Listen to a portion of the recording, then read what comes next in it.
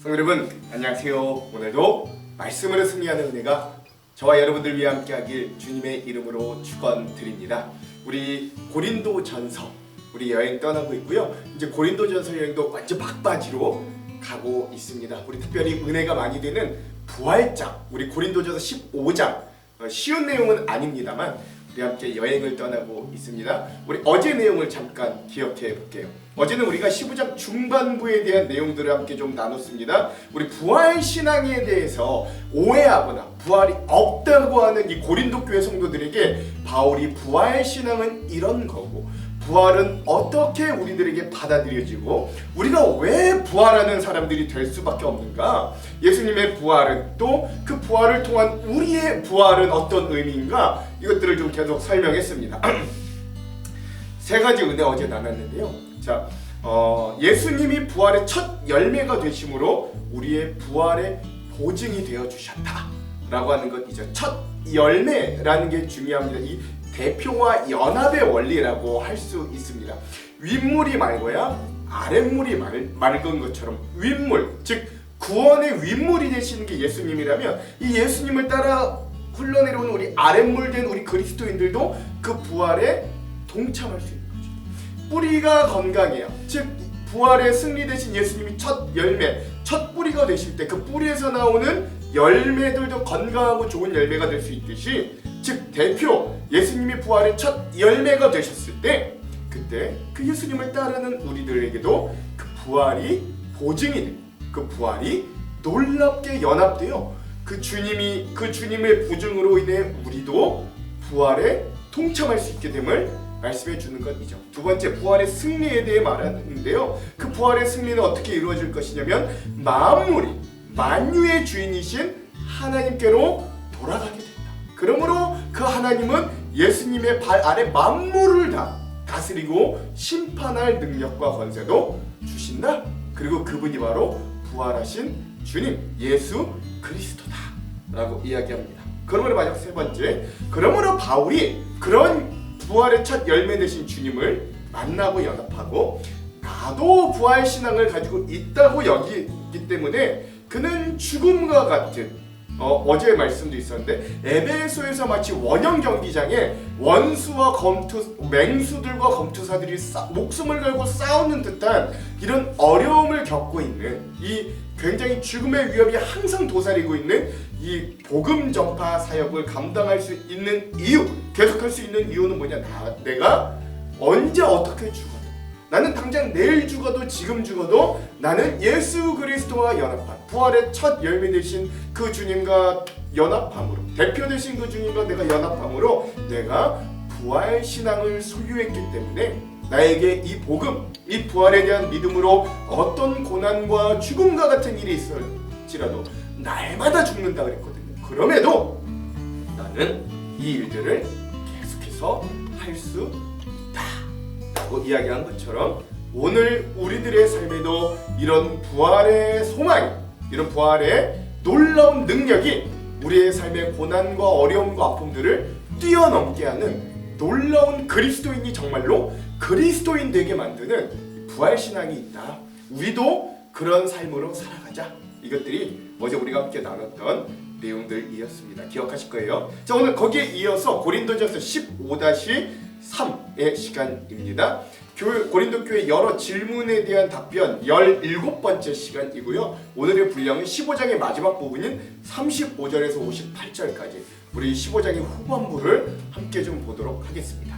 제목을 짓자면 부활신앙이 가져다주는 놀라운 승리라는 제목을 지어봤고요. 뭐 말이 필요 없죠. 부활신앙이 오늘 우리들에게 어떤 승리를 가져다 주는가 우리 함께 좀 보도록 하겠습니다. 그럼 내용과 주안점 들어가기 전에 우리 두 가지 맥을 한번 짚어보고 갈게요. 자, 먼저 첫 번째, 자 오늘 말씀해 보면 마지막으로 부활할 우리 성도들의 몸은 어떻게 변화될 것인가 우리가 자세히 말씀을 좀 읽어보면서 함께 좀 이 내용들을 한번 좀 살펴봤으면 좋겠습니다. 이 우리의 몸이 새 몸, 부활의 몸을 입는 부분들로 이야기해주는 부분이기 때문에 사실 저는 이 부분으로 이 장례식 때, 화장 예배 때 말씀도 많이 전하기도 합니다.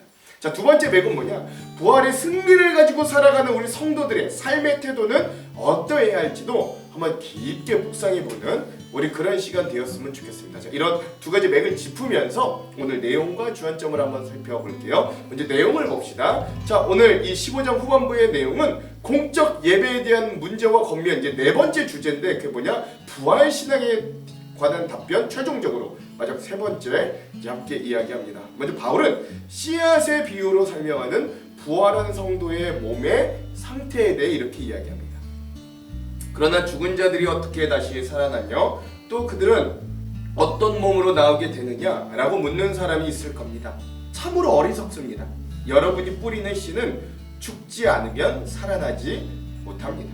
여러분이 뿌리는 것은 다 자란 몸이 아니라 밀이든 그 밖에 다른 곡식이든 단지 그 씨일 뿐입니다. 그러나 하나님께서는 그분의 계획대로 뿌린 것에 몸을 주시며 씨앗 하나하나에 각각 알맞은 몸을 주십니다. 모든 육체가 똑같지는 않습니다. 사람의 육체가 있고 동물의 육체가 있으며 새의 육체가 있고 물고기의 육체가 있습니다. 또한 하늘에 속한 몸만 있는 것이 아니라 땅에 속한 몸도 있습니다. 그러나 하늘에 속한 영광과 땅에 속한 영광이 각각 다릅니다. 해와 달과 별의 영광이 각각 다르고 별들 사이에서도 그 영광은 각기 다릅니다. 죽은 자들의 부활도 이와 같습니다. 썩을 몸을 심지만 썩지 않을 몸으로 다시 살아납니다. 비천한 몸을 심지만 영광스러운 몸으로 다시 살아납니다. 또한 약한 몸을 심지만 능력 있는 몸으로 다시 살아납니다. 자연적인 몸을 심지만 영적인 몸으로 다시 살아납니다. 자연적인 몸이 존재한다면 영적인 몸도 존재합니다 라고 이야기하는 거죠. 예. 그러니까 오늘 우리가 가지고 있는 이 땅에서 살아가고 있는 우리의 몸, 우리의 이 육신은 사실은 씨앗에 불과하다는 거예요. 부활할 생명의 몸을 품고 있는 씨앗에 불과하다는 거죠. 그래서 자연의 이치가 그렇잖아요. 이 씨앗, 사과나무 씨를 가지고 있다면 우리가 그 사과나무 씨 자체를 사과라고 하지 않습니다. 이것이 심겨져, 땅에 심겨져 죽어야 그 씨앗의 새싹과 나무와 줄기가 펴 그게 사과나무가 되고 사과 열매가 최종적으로 열리듯이 오늘 우리가 이 땅에 가지고 있는 몸은 그런 씨앗에 불과하고 이 몸이 죽어야 최종적인 사과라고 하는 열매, 즉 부활하는 새 몸이 이루어질 거다라고 이야기하는 거죠. 그럼에도 불구하고 왜 바울은 이 몸들이 뭐 사람의 몸, 새의 몸, 뭐 동물의 몸, 해와 달의 영광 이런 것들이 다 다름에도 불구하고 하나님이 왜 각기 다른 그 몸들을 우리에게 주셨는가? 그에게 계획대로 그것들을 뿌리셨는가? 이 얘기는 왜 하는가? 뭐 이런 질문들이 또 있을 건데요. 이거는 우리 주안점에서 더 깊게 한번 알아보도록 하겠습니다. 그 이후에 대표의 원리로 설명하는 부활한 성도의 몸의 상태에 대해서도 이야기합니다.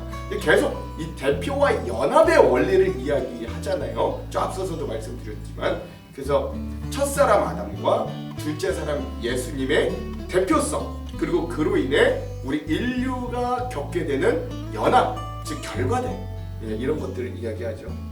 성경의 첫사람 아담이 살아있는 존재가 되었다고 기록된 것처럼 마지막 아담은 생명을 주는 영이 되었습니다. 그러나 신령한 몸이 먼저 있었던 것은 아닙니다. 자연적인 몸이 먼저 있었고 그 후에 신령한 몸이 왔습니다. 첫사람은 땅의 흙에서 나왔고 둘째 사람은 하늘에서 났습니다. 땅에 속한 사람들은 땅에 속한 그 사람과 같고 하늘에 속한 사람들은 하늘에 속한 그분과 같습니다. 우리가 땅에 속한 사람의 형상을 지니고 있는 것처럼 하늘에 속한 분의 형상을 지니게 될 것입니다. 그래서 첫사람 아담이 흙에서 나와 흙으로 돌아간 것처럼 우리 원래 그런 몸을 입고 있지만 예수 그리스도로 인해 우리가 이후에 부활한 몸, 둘째 아담이신 예수 그리스도를 통해 우리가 받을 부활할 새 몸은 썩지 않을, 그렇죠? 썩지 않을 하늘에 속한 분에게 받을 새 몸이 될 것이다 라고 이야기하는 것이죠. 자, 그러므로 마지막 바울은 부활로 말미암는 성도의 궁극적인 승리에 대해서도 이렇게 이야기합니다. 성도 여러분, 내가 분명히 선언하거니와 육체와 피는 하나님의 나라를 상속받을 수 없으며 썩는 것은 썩지 아니하는 것을 상속받을 수 없습니다. 내가 여러분에게 비밀을 알려드리겠습니다. 우린 다 잠잘 것이 아니라 변화될 것입니다. 마지막 나팔 소리가 울릴 때 눈 깜짝할 사이에 죽은 자들이 썩지 않을 몸으로 다시 살아나며 우리는 변화될 것입니다. 썩을 몸은 반드시 썩지 않을 몸을 입어야 하며 죽을 몸은 죽지 않을 몸을 입어야 합니다. 썩을 몸이 썩지 않을 몸을 입고 죽을 몸이 죽지 않을 몸을 입게 되면 승리가 죽음을 삼켜버렸다고 기록된 말씀이 사실로 드러나게 될 것입니다. 죽음아, 너의 승리가 어디 있느냐? 죽음아, 너의 찌르는 것이 어디 있느냐? 죽음이 찌르는 것은 죄이며 죄의 힘은 율법입니다. 그러나 우리 주 예수 그리스도를 통해 우리에게 승리를 주신 하나님께 감사합니다. 그러므로 나의 사랑하는 성도 여러분, 굳게 서서 흔들리지 말고 항상 주님을 위해 자신을 드리십시오. 주님을 위해 일한 여러분의 수고는 결코 헛되지 않을 것임을 기억하시기 바랍니다. 라고 이야기하는 거죠. 예. 즉 결국 부활이 죽음마저도 몰아내고 승리할 것을 이야기합니다. 사망아, 너의 쏘는 게 어디냐? 사망아, 네가 쏘는 건 죄고 죄의 권능은 율법이지만, 그러나 오늘 우리에게 승리를 주시는, 부활을 주시는 주님을 통해 우리는 결국 너 죽음에 대해서도 승리할 거다 라고 이야기하는 거죠. 그러면서 바울은 마지막으로 하나의 당부도 있지 않습니다. 그러므로 우리가 나중에 이 최종적인 우리의 적, 이 사망마저 이길 것인데, 그러므로 우리가 그 부활의 소망을 가지고 이 믿음으로 사는 현실이 쉽지 않고 괴롭고 어렵다고 할지라도 견실하며, 그렇죠? 견실하며 흔들리지 말고 주님의 일에 더욱 힘써야 된다. 그런 우리의 수고가 결코 헛되지 않은 부활과 새 몸의 영광이 준비되어 있다. 이것들을 우리에게 이야기해 주는 것입니다. 우리 이따가 우리 주안점에서 더 깊은 의미들을 한번 좀 나눠보도록 할게요. 자, 그럼 오늘 이 부분 우리 고린도전서 15장의 마지막 후반부의 핵심 구절을 함께 좀 같이 나누겠습니다. 55절에서 58절. 사망아, 너의 승리가 어디 있느냐? 사망아, 내가 쏘는 것이 어디 있느냐? 사망이 쏘는 것은 죄요, 죄의 권능은 율법이라. 승리를 우리 주 예수 그리스도로 말미암아 우리에게 승리를 주신 하나님께 감사하노니, 그러므로 내 사랑하는 형제들아, 견실하며 흔들리지 말고 항상 주의 일에 더욱 힘쓰는 자들이 되라. 이는 너희의 수고가 주 안에서 헛되지 않은 줄 알미라. 아멘. 그렇죠? 그래서 오늘 이 마지막 이 우리 부활할 몸을 입을 우리의 승리, 부활 신앙의 승리를 선포한 이 바울의 말씀을 오늘 말씀의 핵심 구절로 삼아 보았습니다. 자, 그럼 오늘 이 부분에 대한 주안점 세 가지를 함께 나누고 오늘 말씀을 한번 읽어볼게요. 먼저 첫 번째, 오늘은 이 바울이 부활에 대해 답변하는 최종 마지막 부분입니다. 이제 바울은 부활에 대하여 회의적인 태도를 가진 자들이 반박할 수 있는 예상 질문을 두 가지로 이렇게 제시해요. 35절, 누가 묻기를 죽은 자들이 어떻게 다시 살아나며 어떠한 몸으로 오느냐 하리니. 아멘. 그렇습니다. 이 질문들은 첫째, 부활이 어떻게 가능한가? 라는 질문이고, 둘째, 만일 부활이 가능하다면 우리가 그 부활한 자가 어떤 몸으로 부활할 것인가? 라고 하는 질문이에요. 바울이 부활을 반박하는 자들의 예상 질문 두 가지에 답하는 내용이 오늘 마지막 최종적인 내용입니다. 먼저 첫 번째 질문인 부활이 어떻게 가능한가에 대해 바울은 파종한 씨에 대해 비유로 이렇게 이야기를 하는 거죠. 36절에서 38절. 어리석은 자여, 내가 뿌리는 씨가 죽지 않으면 살아나지 못하겠고, 또 내가 뿌리는 것은 장래의 형체를 뿌리는 것이 아니요 다만 밀이나 다른 것의 알맹이 뿐이로되, 하나님이 그 뜻대로 그에게 형체를 주시되 각 종자에게 그 형체를 주시느니라. 아멘. 그렇습니다. 바울은 부활을 부인하는 자들을 어리석은 자로 부른 후에 땅에 뿌리는 씨앗이 죽지 않고 그대로 있으면 아무런 열매도 맺지 못한다는 사실을 이야기합니다. 이와 같이 바울은 씨앗이 죽는 과정을 통해 새로운 형태로 살아나듯이 더 많은 열매를 맺듯이 우리의 육체도 죽음이라는 이 관문을 통해서 새로운 부활의 몸을 입게 된다는 것을 주장하는 것이죠. 농부가 땅에 뿌리는 것은 씨앗의 형태이지만 그 씨앗 자체가 다 자란 최종의 열매, 곡물의 형태는 아닙니다. 뿌려진 씨앗과 거기서 자라나는 식물의 최종의 열매의 모습은 전혀 다른 것이죠. 마찬가지로 우리가 이 세상에서 살아가는 육신의 모습이 씨앗이라면 우리가 부활했을 때 입을 몸은 최종적인 열매의 모습으로 현재의 이 모습과는 다를 것을 이야기해 주는 것입니다. 이렇듯 하나님은 처음부터 우리에게 부활의 몸을 주시지 않았어요. 지금 우리가 입고 있는 이 육신은 다 자란 완성된 열매의 모습이 아니라 부활의 생명을 품고 있는 씨앗의 모습이라고 할 수 있습니다. 그럼 어떻게 부활이 가능한가? 라는 질문에 바울은 땅에 뿌린 씨앗이 죽음으로 말미암아 전혀 새로운 형태로 열매를 맺듯이 인간도 죽음 이후에 하나님의 뜻과 능력을 통해 부활할 수 있다는 걸 주장하고 있는 거예요. 그러면서 바울은 이 세상에 육체를 입고 있는 존재들이 다 똑같은 종류의 육체를 입고 있는 게 아니라는 사실에 갑자기 주목하는 거죠. 이게 어떤 의미인가 한번 살펴봅시다. 자, 39절에서 41절을 보면 바울은 사람, 짐승, 새, 물고기의 육체는 각각 다 다른 형체를 가지고 있다고 합니다. 바울은 하늘에 속한 형체들, 땅에 속한 형체들이 각각 서로 다른 영광을 가지고 있다고 돼요. 그게 41절에 보면 해와 달과 별들이 가진 영광도 각각 다르고 심지어 각 별마다 가지고 있는 영광도 다 다르다라고까지 이야기합니다. 그러나 이 모든 형체는 38절 앞부분에 말씀하신 대로 왜 그렇게 형체가 다른가? 하나님의 뜻대로 각각의 형체를 주셨기 때문에 우리가 가지고 있는 육체들도 다 각기 다른 모습으로 지어졌다라는 걸 이야기하는 것이에요. 즉 이 이야기들을 종합해 보자면 하나님의 창조의 이야기로 귀결되는 것이죠. 아니 뭐 부활을 이야기하다 갑자기 무슨 창조를 이야기하고 있냐라고 이야기할 수 있지만 잘 들어보십시오. 부활이라는 건 상식적으로 우리가 생각해 보았을 때 우리에게 쉽게 이해되기 어려운 사건임은 분명합니다. 그러나 그건 오늘 한계를 가진 우리들, 그런 능력이 없는 우리들에게 그렇게 생각되는 거예요. 사도 바울은 우리의 일상에서 이해되기 어려운 이 부활이라는 문제를 넘어 그 뒤에 계시는 창조주 하나님을 바라보도록 우리의 시선을 이끌어가고 있는 것입니다. 우린 다시 살 수 있는 능력이 스스로는 없지만 우리가 믿고 고백하는 하나님은 천지를 창조하신 하나님, 즉 인간의 몸뿐만 아니라 각종 동물과 새와 하늘과 땅과 해와 달과 별과 천지와 우주를 창조하신 하나님이십니다.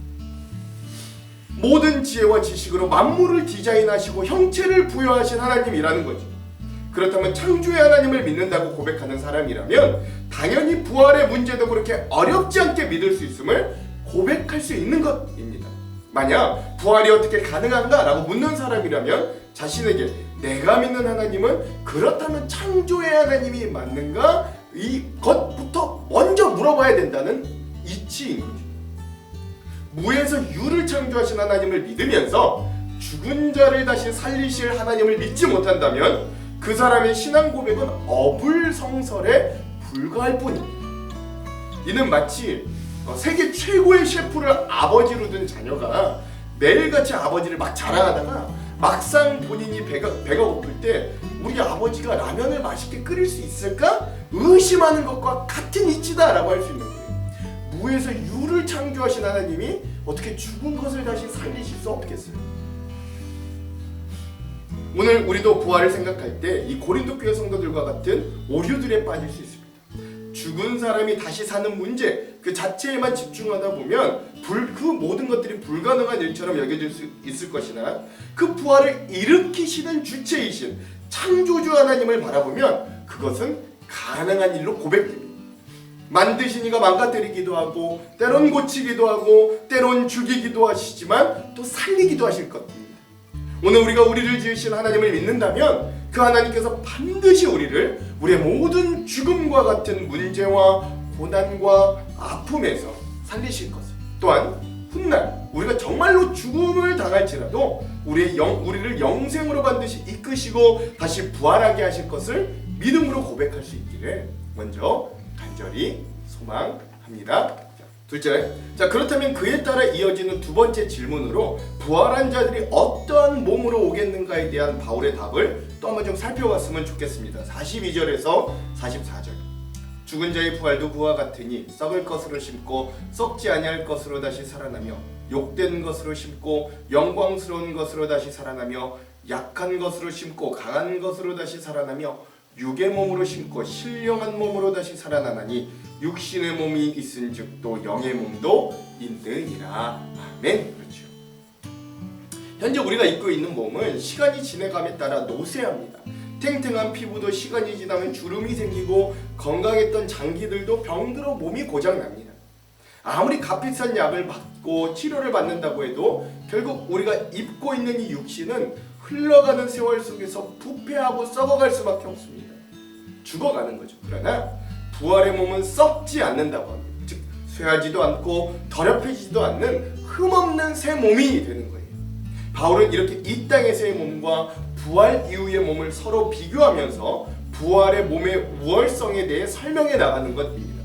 이처럼 부활 이전의 몸의 상태와 부활 이후의 몸이 뚜렷하게 비교되고 있는데 바울은 이러한 차이를 첫사람 아담과 둘째 아담이신 예수님을 대입하여 비교함으로 부활 이후에 우리가 어떤 몸을 입고 나아갈 것인가에 대한 대답을 논리적으로 이렇게 설명해 주는 거예요. 45절에서 47절. 기록된 바 첫사람 아담은 생명이 되었다함과 같이 마지막 아담은 살려주는 영이 되었나니 그러나 먼저는 신령한 사람이 아니요 육의 사람이요 그 다음에 신령한 사람이니라. 첫사람은 땅에서 났으니 흙에 속한 자이거니와 둘째 사람은 하늘에서 나셨느니라. 아멘. 그렇죠.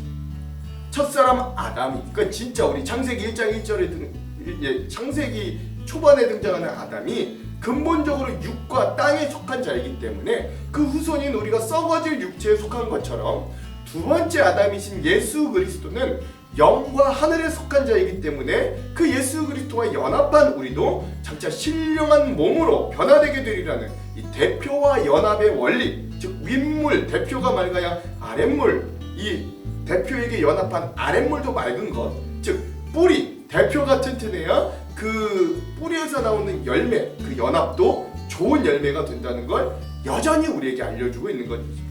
다시 말해 흙에 속한 첫사람 아담의 범죄함으로 말미암아 성도들은 죽어 썩어 흙으로 돌아가요. 즉 결국 사라질 육체를 가지고 있으나 장차 둘째 아담이신 예수 그리스도께서 재림하실 때 그 부활을 통해 생명의 상태를 회복하여 신령한 몸을 덧 입게 된다.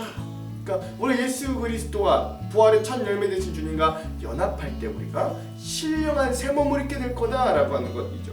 48절에서 49절. 무릇 흙에 속한 자들은 저 흙에 속한 자와 같고 무릇 하늘에 속한 자들은 저 하늘에 속한 이와 같으니 우리가 흙에 속한 자의 형상을 입은 것 같이 또한 하늘에 속한 이의 형상을 입으리라. 아멘. 오늘 부활의 첫 열매가 되신 예수 그리스도를 믿고 따르는 성도는 현재 이 세상에서 발을 붙이며 이 땅에서 살아가고 있지만 결국엔 영광스러운 몸으로 변화될 선택받은 백성임을 기억하며 살아갈 수 있어야 됩니다. 그러므로 부활에 동참하고 연합한 우리 그리스도인들은 진정 이 땅에서의 삶만을 추구하는 것이 아니라 우리에게 신령한 몸을 허락하실 하나님 중심의 삶을 살아가며 경건을 연습하는 영광된 삶의 형태로 그 방향으로 나아갈 수 있어야 돼요. 이게 성화라고 하죠. 그럼에도 오늘 우리는 인생이라는 고속도로를 달리며 피곤한 마음과 피곤한 몸과 피곤한 삶을 이어가고 있습니다. 마치 가도 끝이 없고 오히려 가는 이 길 속에서 실패도 만나고 몸에 병이 걸리기도 하고 사랑하는 가족도 잃고 마음의 상처를 입기도 합니다. 경제적인 빈곤에 처한 평범한 일생을 지낸 경제적으로 빈곤에 처해 예전에는 그냥 평범한 일상이었는데 그 평범한 일상을 지내는 것마저 굉장한 값을 치러야 되는 것들로 여겨지는 순간들도 찾아오고 무엇보다 죽음의 위협이 늘 넘실대는 두려움 가운데 우리는 살아가고 있어요. 그러나 오늘도 말씀으로 우리와 소통하신 하나님께서 우리 기쁜 소식을 들려주는데 그 복음은 바로 부활의 복음, 즉 우리의 이 고통 많은 몸이 새 몸을 입게 될 것이라는 사실입니다. 이 부활의 복음은 슬퍼하고 절망했던 제자들에게도 들려졌고 초대교회 성도들과 이 땅에 수없이 많은 그리스도인들에게 들려졌어요. 그리고 오늘 우리에게까지도 이렇게 전달되었습니다. 그래서 우리는 이 부활의 소망을 가지고 있기 때문에 지금 달려가는 이 인생의 고속도로는 조금 피곤할지언정 찬송하며 이 길을 헤쳐나갈 수 있게 되는 것이죠. 여전히 우리의 몸이 피곤하십니까?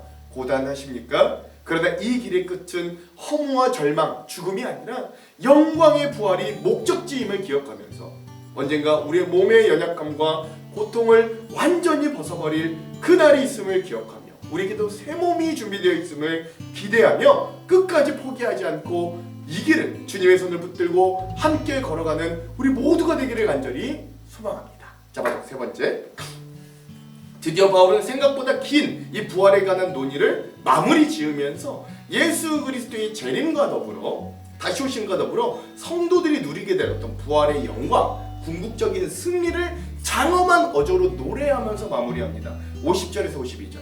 형제들아 내가 이것을 말하노니 혈과 육은 하나님 나라를 이어받을 수 없고 또한 썩는 것은 썩지 아니하는 것을 유업으로 받지 못하느니라. 보라 내가 너희에게 비밀을 말하노니 우리가 다 잠잘 것이 아니요 마지막 나팔에 순식간에 홀연히 다 변화되리니 나팔 소리가 나매 죽은 자들이 썩지 아니할 것으로 다시 살아나고 우리도 변화되리라. 아멘. 그렇죠. 여러분 여기서 중요한 건 바울이 죽음을 잠자는 것으로 표현했다는 것. 잠잔다라는 건 깬다라는 걸 전제로 하는 거잖아요. 예수님께서 다시 오실 때 승리의 나팔 소리와 함께 홀연히 순식간에 죽었던 자들이 부활의 몸으로 변할 겁니다. 이렇듯 죽은 사람들이 부활의 몸, 썩지 아니할 몸, 이 세상의 몸이 아닌 변화된 새 몸이 될 거예요. 그래서 바울은 그 잠자고 있는 우리도 새 몸으로 변화되리라. 그들만 변화되는 게 아니라 오늘 주님을 믿고 그 부활에 동참한 우리도 변화되리라 라고 선포하는 거죠. 그러므로 지금 우리의 몸과 부활하여 새롭게 입을 몸의 가장 큰 차이는 지금 우리의 몸과 새롭게 이 입을 부활하여 입을 새로운 몸의 가장 차이는 한계성과 영원성, 즉 썩어 없어지는 것과 썩지 않고 영원한 것으로 나뉘어지게 되는 것입니다. 53절 54절. 이 썩을 것이 반드시 썩지 아니할 것을 입겠고 이 죽을 것이 죽지 아니함을 입으리로다. 이 썩을 것이 썩지 아니함을 입고 이 죽을 것이 죽지 아니함을 입을 때에는 사망을 삼키고 이기리라고 기록된 말씀이 이루어지리라. 아멘. 이 썩을 것과 썩지 않을 것에 대한 극명한 차이를 오늘 우리가 깊게 묵상하기를 간절히 소망합니다. 많은 그리스도인들이 말로는 천국을 소망한다고 하면서 부활하신 예수님을 믿는다고는 하면서 그들의 온통 관심사는 온통 이 땅에서 썩어 없어질 것, 즉 돈과 명예와 권력과 쾌락에 목을 맬 때가 너무나도 많이 있습니다. 우리 그리스도인들마저 결국 100년도 안 되는 것들에 우리의 온통을 거는 것이지요. 그러나 진정 부활할 우리의 몸을 소망하는 사람들은 이 땅의 현실을 완전히 무시할 수는 없어도 우선순위와 진정 지켜야 될 믿음의 소망은 붙들고 살아갈 수 있어요. 이게 완전 다른 문제입니다. 진정한 그리스도인들은 발은 이 땅에 붙이고 살지만 썩지 않을 영원할 것들을 바라보고 있는 눈을 가지고 있기 때문입니다. 그러므로 오늘 우리는 썩지 않을 것을 이미 소유한 승리자들임을 기억하십시오. 이런 의미에서 바울은 우리를 가장 두렵게 하며 모든 것을 썩어 공허하게 하는 죽음에 대해 부활의 승리를 이렇게 선언하는 거예요. 55절에서 57절. 사망아 너의 승리가 어디 있느냐? 사망아 내가 쏘는 것이 어디 있느냐? 사망이 쏘는 것은 죄요 죄의 권능은 율법이라. 우리 주 예수 그리스도로 말미암아 우리에게 승리를 주신 하나님께 감사하노니. 아멘. 첫사람 아담의 죄로 인해 우리는 모두 하나님과 원수된 자들로 그가 이 땅에 어떤 성취를 이루고 어떤 위대한 업적을 이뤘던 간에 결국 그 사람은 썩어 사라질 죽음을 기다릴 수밖에 없는 최종적인 우리 인간들은 인생의 패배자들일 수밖에 없었습니다. 그러나 예수 그리스도의 십자가의 죽으심은 우리의 죄를 대속하시고 구원하시는 사건이 되었고 예수 그리스도의 부활은 그 모든 죄와 죄의 권세와 죽음의 권세가 혁파되고 최종 승리의 문을 여신 놀라운 사건이 되었던 거예요. 그러므로 예수님께서 죽으시고 부활하신 이유는 모든 그리스도인들에게도 죽음을 이기고 부활하는 승리와 은혜를 주시기 위함입니다. 이 승리를 주시는 분이 바로 우리 하나님이십니다. 하나님께서 우리에게 주시는 이 죽음과 죄에 대한 승리는 2000년 전 예수 그리스도께서 죽으시고 부활하셨을 때의 승리만을 의미하지는 않습니다. 승리를 주신다라고 하는 이 말씀에서 승리를 주신다는 말은 헬라어로 디돈티라는 이 현재 시제로 표현되어 있다고 해요. 즉 예수님의 부활로 인한 승리는 과거에만 머무르는 게 아니라 오늘 여전히 우리의 삶에도 계속해서 일어나고 있다는 뜻입니다. 그리고 주님의 부활의 승리는 영원하며 결코 변하지 않는 진리임을 의미하는 거죠. 그러므로 오늘 우리의 현재의 삶이 고통과 수많은 문제 가운데 산다고 할지라도 우리는 결국 죽음마저도 해결함을 받고 이미 승리한 자들임을 잊어서는 안 됩니다. 그러므로 바울은 이런 부활의 신앙 안에서 우리가 어떠한 소망과 승리의 마음으로 살아가야 할지 마지막으로 이렇게 권면하고 선포하는 거예요. 58절. 그러므로 내 사랑하는 형제들아, 견실하며 흔들리지 말고 항상 주의 일에 더욱 힘쓰는 자들이 되라. 이는 너희 수고가 주 안에서 헛되지 않은 줄 알미라. 아멘. 예수 그리스도와 더불어 부활의 영광을 누리고 사망의 권세를 정복하게 될 성도들이 당장 현실적으로는 부활을 믿지 않는 불신자들과 별 다를 것 없어 보이는 처지에 놓이게 되더라도 결코 낙심하지 말고 믿음과 소망 가운데 굳건히 서서 도리어 주님의 일에 더욱 열심을 내면 반드시 자신의 수고에 합당한 보상을 받게 된다는 것이 성경의 약속이자 오늘 바울이 마지막으로 하는 이 말씀의 핵심 요지인 거예요. 그러므로 부활의 신앙이란 그저 현세와는 상관없는 마지막 날에 대한 지식이 아니라 우리 죽어서만 유효한 말씀이 아니라 매일매일 우리가 애써 직면해야 되는 현재 삶에 대한 원동력이 되는 거예요. 그러므로 썩지 않을 새 몸을 입을 우리는 다른 거짓 가르침에 미혹됨이 없이 늘 믿음을 견고하게 지켜가며 주님의 일에 더욱 힘쓰는 자가 되어 늘 믿음으로 승리하는 삶을 살아갈 수 있습니다. 이런 놀라운 승리의 부활이 그리고 그 부활의 소망이 우리의 삶에 가득하기를 주님의 이름으로 축원합니다. 기도할게요. 하나님, 오늘도 여전히 사망이 우리를 쏘며 하나님 죄의 권세가 우리를 무너뜨리려고 하지만 때론 우리 실패하고 낭망하며 넘어지지만 그래도 우리를 다시금 일으켜 주시며 새로운 썩지 않을 몸으로 우리에게 허락하실 그 주님의 부활의 승리를 바라보며 살기를 원합니다. 이 땅에서 믿음을 지키며 사는 것이 이 부활 승리를 소유하며 사는 것이 쉽지 않지만 견실하며 넘어지지 말고 하나님 이 모든 일에 힘을 써 결국 썩지 않은 승리의 몸을 그 부활의 승리를 얻는 우리 모두의 삶이 될 수 있도록 하나님 우리와 함께하여 주시옵소서. 이 말씀 위에 함께 하실 주님 기대하며 예수님 이름으로 기도합니다. 아멘. 그럼 사랑하는 성도 여러분, 오늘 하루도 말씀으로 승리하십시오. 사랑하고 축복합니다. 파이팅! 누가 묻기를 죽은 자들이 어떻게 다시 살아나며 어떠한 몸으로 오느냐 하리니 어리석은 자여, 내가 뿌리는 씨가 죽지 않으면 살아나지 못하겠고 또 내가 뿌리는 것은 장래 형체를 뿌리는 것이 아니요 다만 밀이나 다른 것의 알맹이뿐이로되 하나님이 그 뜻대로 그에게 형체를 주시되 각 종자에게 그 형체를 주시느니라. 육체는 다 같은 육체가 아니니 하나는 사람의 육체요 하나는 짐승의 육체요 하나는 새의 육체요 하나는 물고기의 육체라.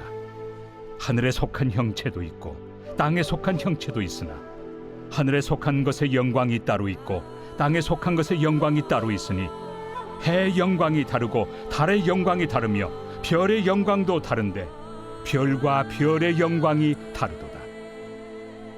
죽은 자의 부활도 그와 같으니 썩을 것으로 심고 썩지 아니할 것으로 다시 살아나며 욕된 것으로 심고 영광스러운 것으로 다시 살아나며 약한 것으로 심고 강한 것으로 다시 살아나며 육의 몸으로 심고 신령한 몸으로 다시 살아나나니 육의 몸이 있은즉 또 영의 몸도 있느니라. 기록된 바 첫사람 아담은 생명이 되었다 함과 같이 마지막 아담은 살려주는 영이 되었나니 그러나 먼저는 신령한 사람이 아니요 육의 사람이요 그 다음에 신령한 사람이니라. 첫사람은 땅에서 났으니 흙에 속한 자이거니와 둘째 사람은 하늘에서 나셨느니라. 무릇 흙에 속한 자들은 저 흙에 속한 자와 같고 무릇 하늘에 속한 자들은 저 하늘에 속한 이와 같으니 우리가 흙에 속한 자의 형상을 입은 것 같이 또한 하늘에 속한 이의 형상을 입으리라. 형제들아, 내가 이것을 말하노니 혈과 육은 하나님 나라를 이어받을 수 없고 또한 썩는 것은 썩지 아니하는 것을 유업으로 받지 못하느니라. 보라, 내가 너희에게 비밀을 말하노니 우리가 다 잠잘 것이 아니요 마지막 나팔에 순식간에 호련히 다 변화되니 나팔 소리가 나매 죽은 자들이 썩지 아니할 것으로 다시 살아나고 우리도 변화되리라. 이 썩을 것이 반드시 썩지 아니할 것을 입겠고 이 죽을 것이 죽지 아니함을 입으리로다. 이 썩을 것이 썩지 아니함을 입고 이 죽을 것이 죽지 아니함을 입을 때에는 사망을 삼키고 이기리라고 기록된 말씀이 이루어지리라. 사망아, 너의 승리가 어디 있느냐? 사망아, 내가 쏘는 것이 어디 있느냐? 사망이 쏘는 것은 죄요, 죄의 권능은 율법이라. 우리 주 예수 그리스도로 말미암아 우리에게 승리를 주시는 하나님께 감사하노니, 그러므로 내 사랑하는 형제들아, 견실하며 흔들리지 말고 항상 주의 일에 더욱 힘쓰는 자들이 되라. 이는 너희 수고가 주 안에서 헛되지 않은 줄 알미라.